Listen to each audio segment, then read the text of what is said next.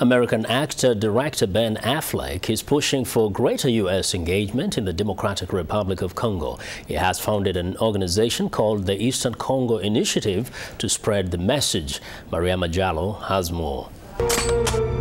Ben Affleck is known for roles in big Hollywood movies, but the actor and director came to Washington to champion a cause far away but near to his heart. It's an issue about being a human being. He founded a group called the Eastern Congo Initiative, and in a report released this week, Affleck outlined points to help Washington and others engage more in that part of Africa. He says time is running out. We have this window of opportunity that's very important, both here in terms of the United States government and also in terms of what's happening in the next year before the election in Congo. And Congo's on this tipping point right now. It could very easily fall back into chaos, or it could move forward into recovery. And that gives me and others, I think, a sense of real urgency. Affleck calls the 8-year conflict in the DRC one of the deadliest since World War II.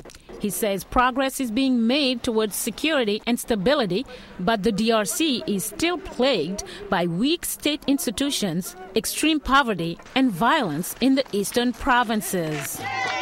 During her visit last year to the Congo, Secretary of State Hillary Clinton said more must be done to protect civilians.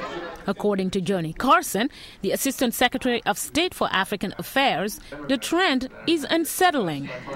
Over the last 3 years, we have seen a continuing rise in the number of rapes of women in the eastern Congo. This last year, that number was approximately 17,000. About 2 million people are still displaced, and another 200,000 are refugees in neighboring countries.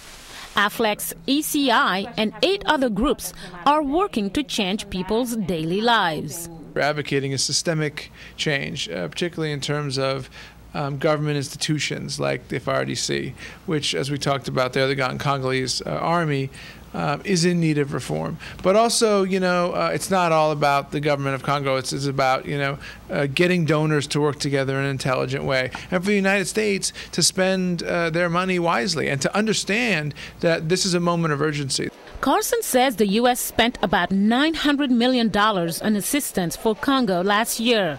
But some experts say the amount that will be allocated to Congo's 2011 elections won't be enough. Tony Gambino is a former USAID mission director to the Congo. Even in the context of a $900 million program, the U.S. intends to provide roughly $5 million for elections in the Congo. It is estimated that the international community needs to provide $300 million for these elections.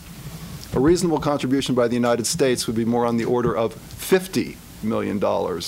But U.S. Senator John Kerry said even with a small amount, the U.S. can achieve big results.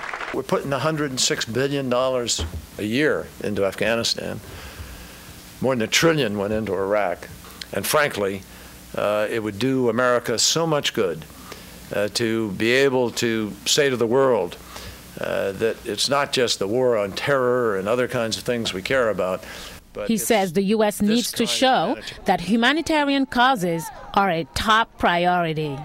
Mariama Diallo, VOA News.